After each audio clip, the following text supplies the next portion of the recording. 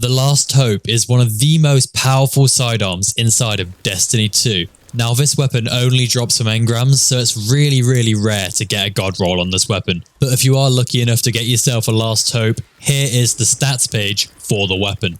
As you can see, it's an Omolon adaptive frame. This means intrinsically the weapon will be a 3-round burst. It has a magazine of 27 and it also deals arc damage. What makes this weapon so good is the combination of the intrinsic perk, Feeding Frenzy, and Rampage or multi-kill clip. This makes the weapon absolutely devastating.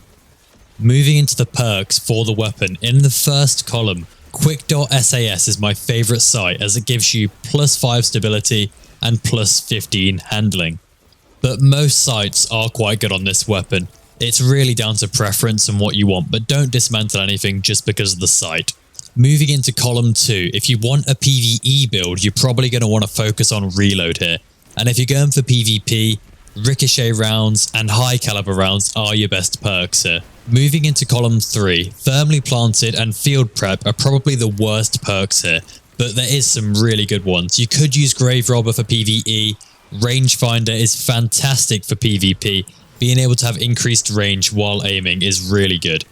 The 2 god perks I have picked is Quick Draw and Feeding Frenzy. Quick Draw because it's so good when you're using another weapon or using this as a secondary. Feeding Frenzy is my favourite as after getting kills you have increased reload speed. This synergizes so well with multi-kill clip, it makes this weapon absolutely unstoppable. Moving into the final column, I've put Hipfire Grip and Dragonfly as the worst perks just because there is some better choices in this column. So as you can see at the top we have Rampage. Now Rampage is a very good damage perk, but nothing compared to that synergy with multi-kill clip and Feeding Frenzy. For PvP, I've also chosen to put Zen Moment and Tap the Trigger on there because they're still very viable perks and make this weapon very good in PvP. For the masterwork, I would say this is actually preference, as on sidearms you have a bit of flexibility with what sort of masterwork you can go with. Range is fantastic, handling is completely usable, and actually reload speed could be really good if you're going with a multi-kill clip build.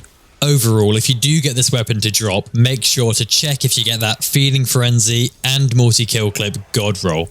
I have seen a lot of people spending all of their legendary shards and Master a Haul trying to get this weapon. If it was me, I would wait for it to drop naturally, but if you want this weapon now, you can go ahead and spend all of your legendary shards trying to get this weapon.